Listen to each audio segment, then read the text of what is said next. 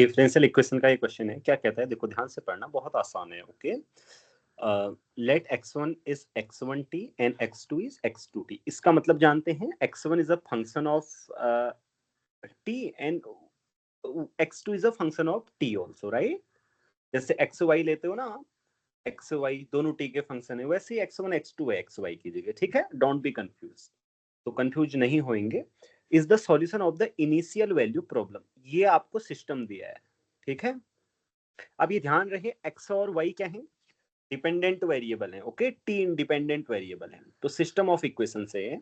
और आपको जीरो पर x1 क्या वैल्यू लेता है वो दिया है, और जीरो पर दूसरा फंक्शन है। समझ रहे हैं ना आप लोग, जैसे y is a function of x होता है ना, इस तरीके से, इसी तरीके से x1 is a function of t है, और दूसरा x2 भी क्या है, function of t। Okay, so we can differentiate these with, अगर ये डिफरेंशिएबल है तो with respect to t differentiate कर सकते हैं ना, dx1 by d2 dt, it makes sense, right? तो पहले बस ये, और कुछ इसमें कठिन नहीं है, अगर आप ये इनको सब सही से समझेंगे तो everything is easy. Okay, you don't have to do anything, मतलब ये देखते ही आपको पता चल जाएगा आपको क्या करना है। ओके, सी, तो आपको ये सिस्टम दिया है। दूसरा आपसे पूछा क्या है, वो देखो, आरटी पूछा है आपसे कि तो हमें बताएं, ऐसा पूछा है x1 स्क्वायर x2 स्क्वायर। अब ये टी हम नहीं लिखेंगे बार बार, जैसे ना आप y is a function of x होता है तो आप y ही लिखते हैं ना, y x तो नहीं लिखते बार बार, क्योंकि कौन बार बार लिखे, अब जब पता ही है हमें ये x का फंक्शन है तो y स्क्वायर प्लस y ऐसे करके लिखते हैं, और हमें पता होता है कि y is a function of x, right. Differential equation में भी तो आप ऐसा ही करते हैं, y dash plus y equal to 0, right. Okay,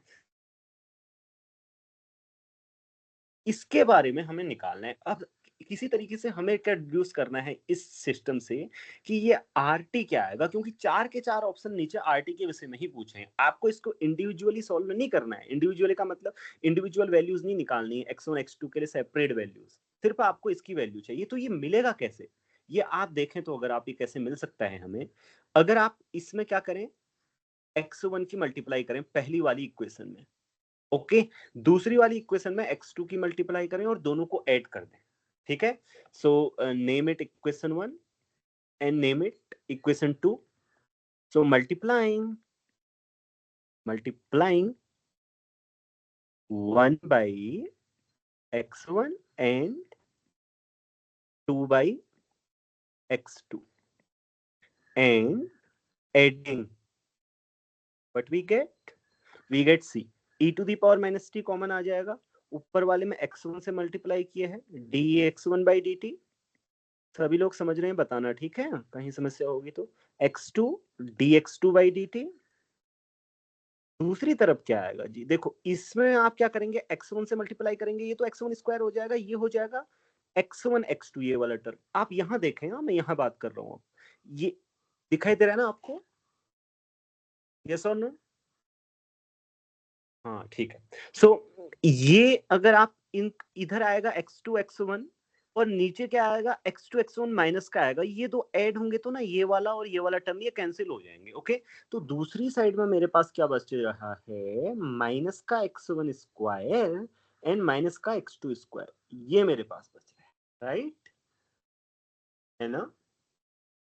अब ये देखो मेरे पास r आ गया है, अगर मैं इसकी जगह r सब्स्टिट्यूट करूंगा, लेट, उन्होंने ही बोला है, ठीक है, इसको हम r बोलते हैं, तो r, इसकी वैल्यू क्या है, आर स्क्वायर के इक्वल। तो सो इसको डिफरेंशिएट करो, आप क्या मिलेगा आपको, 2x1 dx1 dt plus 2x2 dx2 by dt is equal to 2r, r is again a function of t, okay, see, क्योंकि अगर दो फंक्शन, मतलब t के दो फंक्शन है, उनको आप ऐड करेंगे तो डिफरेंशिएबल फंक्शन तो डिफरेंशिएबल होगा, राइट, फिर उसका स्क्वायर रूट लेंगे, तो ये आर भी क्या है, टी का फंक्शन है, राइट, एंड डिफरेंशिएबल फंक्शन है, वी कैन डिफरेंशिएट इट। सो सी हमारे पास ऐसे आएगा, राइट। लेकिन आप देखें ये वाली चीज, ये टू को कैंसिल कर दें आप, ठीक है, टू को कैंसिल करने के बाद इसकी जगह हम आर प्लेस करेंगे, ये वाली चीज हमें मिल गई है, R D R by D T, right. It's r dr by dt. So this differential equation जो above with these substitutions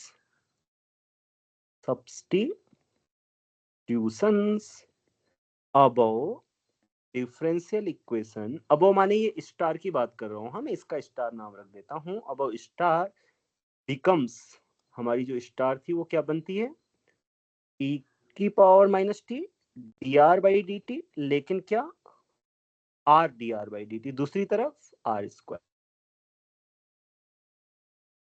जानते हैं और मैं भी जानता हूं, ये है मतलब इसमें वेरिएबल को सेपरेट किया जा सकता है, सब लोग देख सकते हैं क्या, और जो नहीं देख पा रहे हैं बता दो, dr बाई r माइनस का e to the power t dt, right.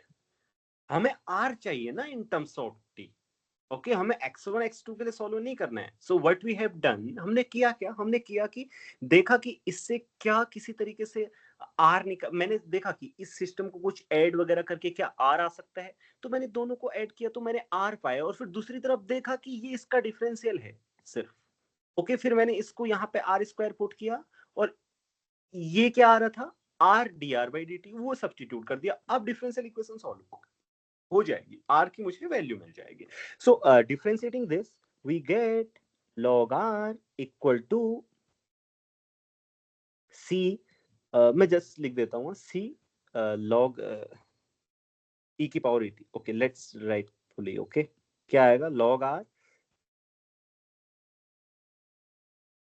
का e की पावर t ही होता है, आप जानते हैं, log c, तो इसको अगर आप सॉल्व करोगे तो क्या आएगा, log c e की पावर माइनस ई टी, सब लोग समझ गए ना ऐसा क्यों आएगा, या बताना है, जल्दी बताओ।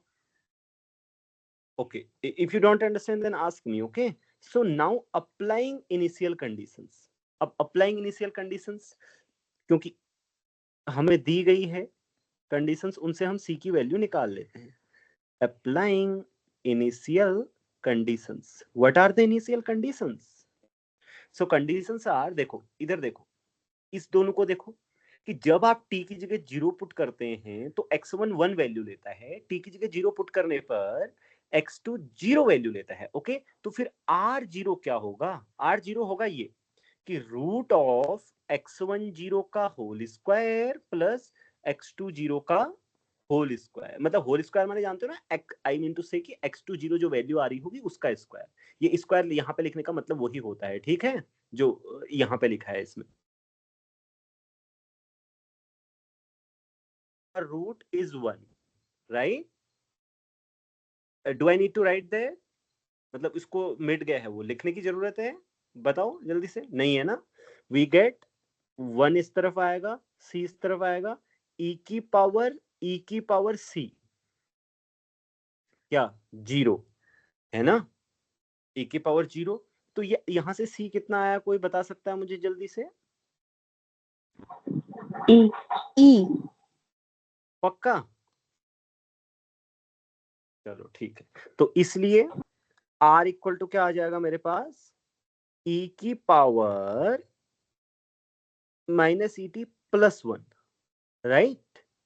So far it is okay.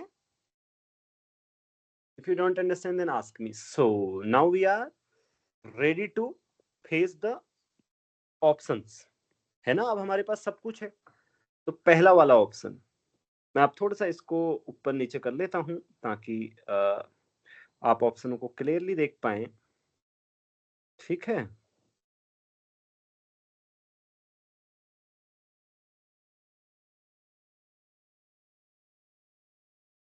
ठीक है, अब ऑप्शन क्लियरली दिखाई दे रहे हैं ना आपको, पहला ऑप्शन क्या कह रहा है, first option C, r t tends to 0, limit t tending to infinity लगाने पर e to the power t plus 1 में आप क्या पाएंगे, आप यहाँ इसको ध्यान से देखें, हाँ, ये क्या आएगा c, यहाँ पे अगर आप t to the power infinity करेंगे तो ये माइनस इन्फिनिटी इस तरीके का आएगा, e to the power minus infinity, 1 का क्या ही रोल है, ठीक है, सो ये क्या होता है, e to the power minus infinity 0 होता है, राइट, हाँ या ना, पक्का, ओके, सो 2 वाले में r ऑफ log 2, अब आप अगर log 2 कैलकुलेट करना चाहते हैं तो t की जगह log 2 पुट कीजिए और देखिए क्या आता है आपके पास। log 2 पुट करने पर ये हो जाएगा, ओके, क्योंकि अगर t log 2 है तो e की पावर t 2 होगा ना। So this is e inverse, और e इनवर्स से दूसरे में दिया हुआ है, तो दूसरा ऑप्शन सही है। ओके, इसीलिए तीसरा ऑप्शन इनकरेक्ट है। ठीक है, अब मैं आता हूं फोर्थ। मल्टीप्लाई कर दें अगर आर टी में, तो ये बन क्या जाएगा पहले वो देख लो। ई टू दी पावर टी से अगर आप मल्टीप्लाई कर देंगे तो आपके पास क्या आएगा, ये आएगा जी, E to the power T plus 1 plus T, है ना, पक्का। अब आपको निकालना है कि टी टेंस टू इन्फिनिटी पे इसकी लिमिट क्या है। टी टेंस टू इन्फिनिटी पे इसकी लिमिट निकालने के लिए आप ऐसे समझिए, अब आप यहां से सीधे टी टेंस टू इन्फिनिटी निकालेंगे ना, आपको पता नहीं चलेगा, यहाँ इनडिटर्मिनेट फॉर्म बनेगी। देखो ऊपर जो ऊपर माइनस इन्फिनिटी प्लस इन्फिनिटी, आपको नहीं पता मतलब ओवरऑल कहाँ की ओर जाएगी ये क्वांटिटी जो ऊपर की है ना, इट इज इन्फिनिटी। तो व्हाट वी डू, क्या करेंगे हम, इसको थोड़ा सा e to the power t से डिवाइड कर देते हैं, ओके, या टी से डिवाइड करें, I think dividing by t would be enough, right. So e to the power t, जो ऊपर कर रहा हूँ, हाँ मैं जो पावर में है वहां कर रहा हूँ सारी खचर बचर, E to the power T by T minus का यहाँ पे 1 बाई टी और इधर पे 1।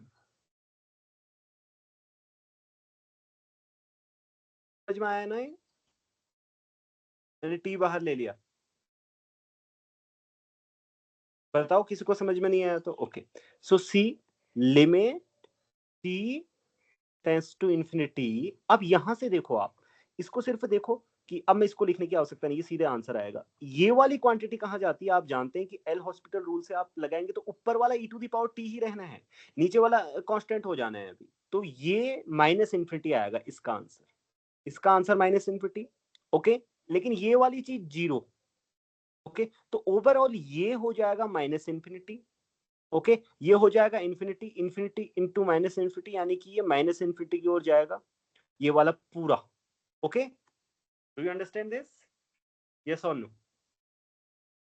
ओके, सो ई फिर माइनस इन्फिनिटी क्या आएगा, zero. Do you understand it, yes और नो? ओके, तो इस तरीके से ये आंसर हो जाएगा। तो अब मैं समझता हूं कि कौन ऐसा विद्यार्थी है बताओ जिसको सिर्फ डिफरेंशियल इक्वेशन क्या होती है इतना ही चाहिए था ना, मतलब इसमें कुछ मैंने ऐसा यूज कर दिया जो आपको डिफरेंशियल इक्वेशन नहीं पढ़े थे, नहीं पढ़े हैं आप, तो आपको नहीं आता है, मतलब कुछ मैंने एक्स्ट्रा यूज किया क्या, मतलब हर कोई इसको समझ पाया ना। तो इसी तरीके से आप हर कोई प्रॉब्लम सेशन में जो भी प्रॉब्लम होती है सबको अटेंड करो, इररेस्पेक्टिव ऑफ दैट कि आपको आपने बहुत पढ़ा है नहीं पढ़ा है, सिर्फ आपने वो कभी ना कभी पढ़ा होना चाहिए, बस इतना ही नहीं है, आपको पता होना चाहिए डिफरेंशियल इक्वेशन क्या है।